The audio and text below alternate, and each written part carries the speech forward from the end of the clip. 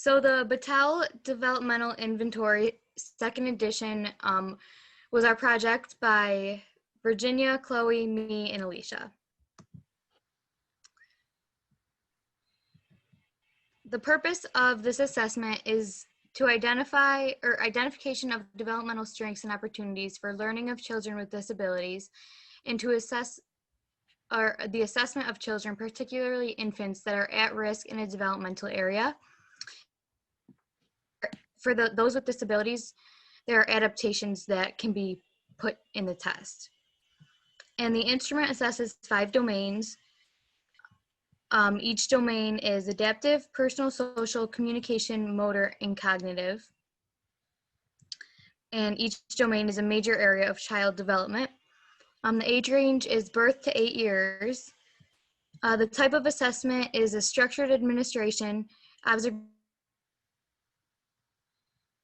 The structured assessment includes interviews with parents, caregivers, and teachers, and observations take place in natural environments, and administration procedures are multidimensional. And this takes into account emerging and fully developed skills. Oh, can you go back? Sorry. That's okay. So for the age range, also it's birth to 8 years, so I would take that into account, but we stayed with the 8 years for the most part. And for length of time to administer, it takes 60 to 90 minutes, and there's also a comprehensive screening test completed before the 5 domains, which includes 100 of the 450 items of the test, and it helps children get tested earlier for potential early intervention services, and this part of it takes 10 to 30 minutes to administer. Good. Yep. Okay, so the domains and subdomains. The first domain is adaptive, and that has 60 items. There's 2 subdomains, self-care, which is birth to 6 years, and personal responsibility, which is 2 to 8 years. And self-care has 35 items, and it includes the basic ADLs, such as feeding and toileting. And personal responsibility has 25 items, which includes initiating play, carrying out tasks with minimal prompting, and avoiding dangers. And then there's the personal social domain, which has 100 items. And this includes adult interactions, which is birth to 6 years, peer interactions, which is 2 to 6 years, and self-concept and social role, which is birth to 7 years. For adult interactions, it has 30 items, and this assesses quality and frequency of a child's interactions with adults. For peer interaction, it has 25 items, and this assesses quality and frequency of the child's interactions with children of a similar age. And self-concept and social role has 45 items, and this assesses the child's development of awareness, self-worth, coping skills, sensitivity to others, and personal knowledge. And then for communication domain, it has 85 items, and the subdomains are receptive and expressive, receptive being birth to 8 years and expressive being birth to 8 years. And receptive has 40 items, and this assesses the child's ability to discriminate, recognize, and understand sounds and words, as well as info received through gestures and nonverbal means. And expressive has 45 items, which assesses the child's production and use of sounds, words, or gestures to relay info to others. And then there's the motor domain, which has 100 items, and it has 3 subdomains, which is gross motor, fine motor, and perceptual motor. Gross motor is birth to 6 years, fine motor is birth to 6 years, and perceptual motor is 2 to 8 years. And gross motor contains 45 items, which assesses development of large muscle systems used in locomotion skills, such as walking, running, jumping, etc. And there's fine motor, which has 30 items, and this assesses development of the child's fine muscle control and coordination. And then perceptual motor has 25 items, and this measures the child's ability to integrate fine motor and perceptual skills for tasks such as stacking blocks. And the last domain is the cognitive domain, which has 105 items. And the first one is attention and memory, which is birth to 6 years, reasoning and academic skills, which is 2 to 8 years, and perception and concepts, which is birth to 8 years. So attention and memory has 30 items, and this assesses the child's ability to visually and auditorily attend to environmental stimuli. Reasoning and academic skills has 35 items, and this assesses critical thinking skills the child needs to perceive, identify, and solve problems. And perception and concepts has 40 items. And the early items assess the infant's active sensory motor interactions with a media environment, and then the later items assess the child's ability to conceptualize and discriminate object features. Okay, go ahead. Okay, so Mackenzie briefly mentioned this, but there is a screening test if maybe you don't have time to do all 450 items. This takes a long time. So the screening test, you can do it. It's 100 items. It has its own booklet, and it only takes around 10 to 30 minutes to administer. Whereas the full test, it is 450 items, and there's 5 booklets for each domain, and it is 60 to 90 minutes to administer. So I just wanted to include this. So the components of the test kit, everything comes in this large blue briefcase. If you go into the assessment room, that's how you'll see it. It has all of the forms that you need in it, the administration manual, all of the booklets for the 5 domains, and the screening test as well. So description of administration. So Mackenzie briefly mentioned the administration includes 3 different formats. So there's the structured activities, which is what we're going to be talking about most of the time. There's a natural observation section where you obviously just observe the child playing in their natural environment, so at school or at home. And there's an interview with the caregiver or teacher. And so this just kind of makes the assessment very holistic, and it gives you multiple perspectives of the developmental milestones that you might be seeing. And the 5 domains can be assessed in any order and can be done independently. So if we as OTs just wanted to do the fine motor section, we could do that. And if a speech therapist just wanted to do the communication sections, they could do that. So sorry, I think this is a little blurry, but when you're opening the different domain booklets, this is kind of what you'll see for each item. So as you can see, this is the fine motor domain, and it has your behavior. So the child extends a toy to a person and releases it from his or her grasp. It shows you the materials. It'll tell you the recommended starting point right there in the corner. It'll tell you the structured procedure, what you would see in an observation, and how you would ask about that skill in an interview. And it'll tell you exactly how to score it. So I'll mention this a bit later, but the scoring is from 0, 1, or 2, and it'll tell you exactly what you would be seeing. It's pretty straightforward.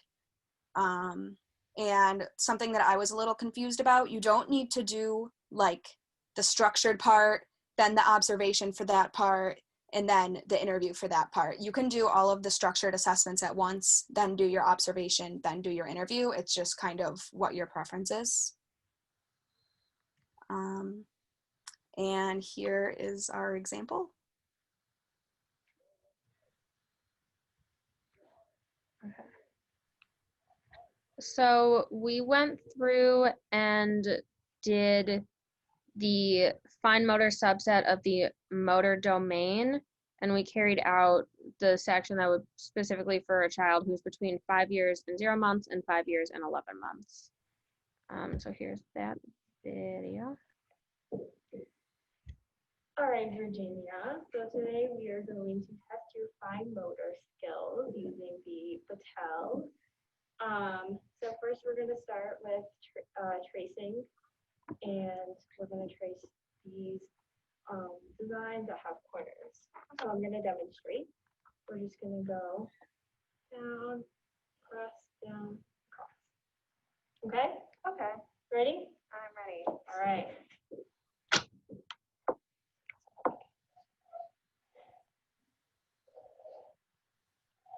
Good job.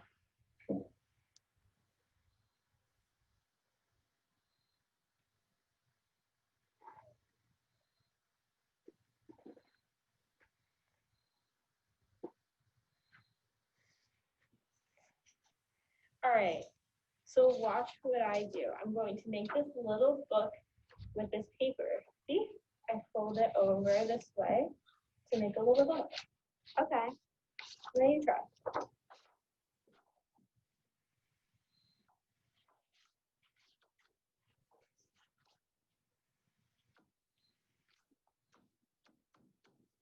Good job.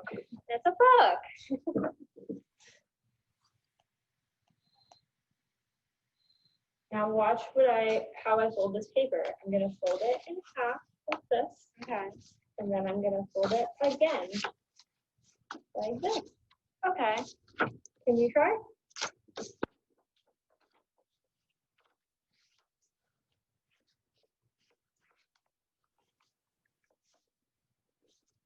On the other way?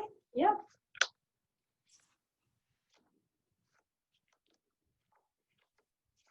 Good job.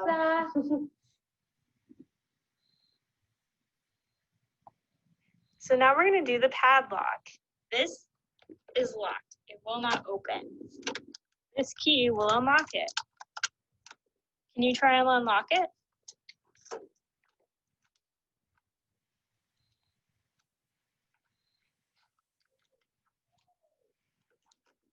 No.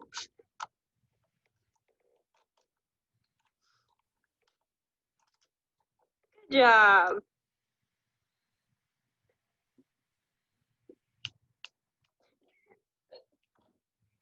Okay, so now we're gonna cut paper. So I'm gonna have you cut along this line right here, okay? Okay. All right, make sure you cut it on the line.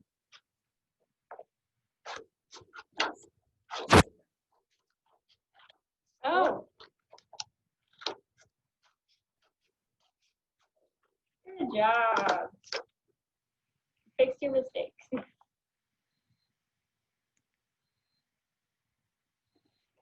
Okay, so now we're going to practice crumbling paper in one hand. Okay. So watch what I do. We're just going to crumble it like this. Now you try.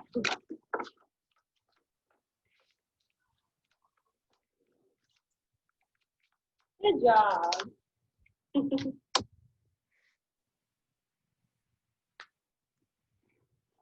Okay, so now we're going to test how you can touch each fingertip. So we're going to go like this. Now you try.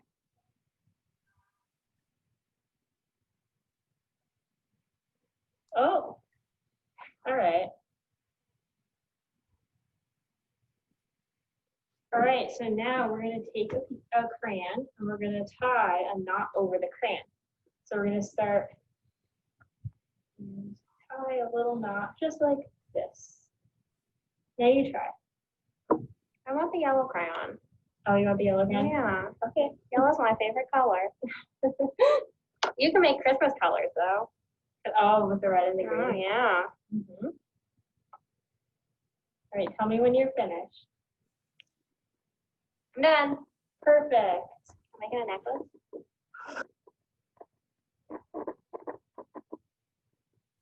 Oh. All right, so now we're gonna catch the ball. So I'm gonna pull it. We're gonna catch it with one hand. Okay. All right, ready? Yeah. Good.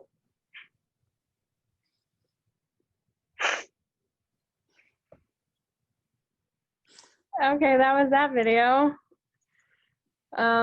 I apologize for forgetting to put one of the captions in. Okay, so the description of scoring, as we kind of saw in the video and as I mentioned earlier, a score of a 2 means the skill has been mastered or the developmental milestone has been reached. 1 means the skill is emerging but not mastered, and 0 is the child did not attempt the task or did the task incorrectly. It'll tell you specifically what for each skill. And the basal and ceiling, if you guys think back to the Peabody assessment, this is pretty much the same thing. So the basal is where you start. So a score of a 2 on 3 consecutive lowest numbered items administered, or the first item in the subdomain if a basal cannot be established. So this is just where you start assessing. And the ceiling is a score of 0 on 3 consecutive highest numbers items administered, or the last number of the subdomain if the ceiling cannot be established. So this is where you stop. If the child gets 3 zeros in a row, then you would stop there. So this is where things get kind of tricky and complex, but I'll try to explain it the best I can. These are just the steps to doing it. I think it's kind of easier if we do it looking at the next slide of the pictures. So we can go to the next slide. So as you can see, this is just an example of a child's scores. So it's tricky, but I'll try to explain it the best I can. So for the first picture on the left, you're going to use Appendix A to get the age equivalent for each subdomain. So in the back of the administration manual, there's 3 appendices, and they're just charts, and you literally just look at the chart and transfer the scores. So you get the age equivalent for each one, and then you have to add up the raw scores for each subdomain. So that's literally like adding up like 2, 1, 0 for each thing and putting in the number.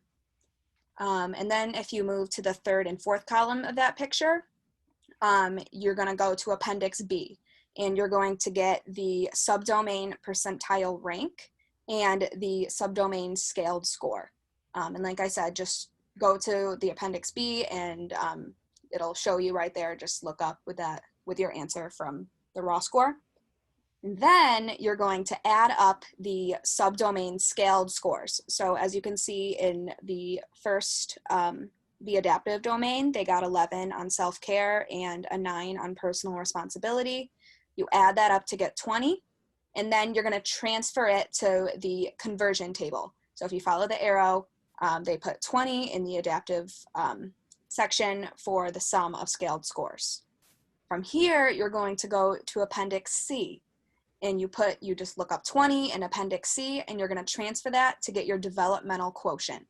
So this person had a developmental quotient of 100 for adaptive, and then Appendix C also has the percentile rank for that. And then moving on, the 2 graphs are just ways that we can see the scores in a graphic representation that we can share with teachers and parents. So the first one, you can plot your answers for the scaled scores, and the one on the right, you can plot your answers for the developmental quotient scores. Hope that made sense.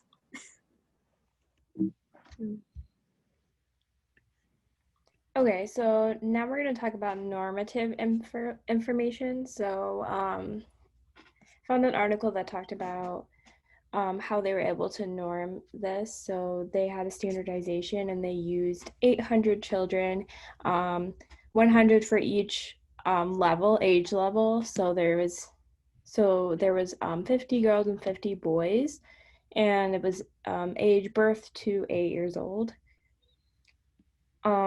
So for reliability, also they used varying socioeconomic status for each child, and they each had different backgrounds, so that helped to eliminate some of the biases. And then for reliability, the SCM, it refers to the band of confidence around a child's test score. So the smaller the SCM, the more that score, the score is closer to the true score. So it makes it more accurate. And it was found that and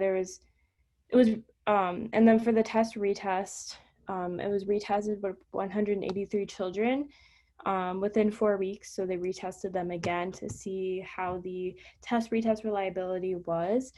And they found that it was 0.90 for ages 72 to 83 months, and 0.99 for 6 to 11, 12 to 17, 24 to 35, and 36 to 47 months. And then the inter-rater reliability, they used 148 children for this, and they had a second rater with them. And they found 0.928 for less than 30 months of age. And that is with different varying disabilities, including like sensory processing. Okay. Good. And then for validity, the content validity was assessed, and that just to make sure that it was selected, the items that were tested were selected in a way that supports function, and that was found to be high because there's so many different areas that it assesses. And then for construct, this is just the ability to be able to kind of reproduce it in a way, and they use general developmental theory for that, and that's just yeah, that's just how like it was centered around. And then the concurrent validity and the predictive validity was good, and there was correlations between 0.30 and 0.62, and it was also found that it was better for older children than younger children. So some biases for the Battelle. A big one that we came up with was time. So like Alicia said, it does take upwards of an hour. So with children, especially that like 5-6 year range, I mean, really anywhere in there, it might be hard to keep their attention for that long, especially with so many small detailed things you have to have them do. And then on top of that, if attention or like attending to things is part of their diagnosis, that can be extra challenging and not necessarily give you a clear rating in this. But then some families might not have enough time in their sessions or their schedules to complete 90 minutes of an assessment like this, as well as if they are limited in their time in their sessions, it might take 1 or 2 sessions to complete, and they might not have that many sessions that will be covered by insurance. So they might end up spending more time assessing than necessarily treating. It also doesn't take into account the assistance level the child has at home or with their guardians, and that can affect maybe how they carry out their task, or maybe not accounting for something that they can or can't do because of that. And the last one that we thought of was price. So in looking at like the kit online, it seemed kind of expensive. And depending on where the family is located or where they're receiving services, that clinic or school, they might not be able to afford the Battelle kit, and then they might not even be able to have the assessment in the first place completed. Those are our references. And that's it.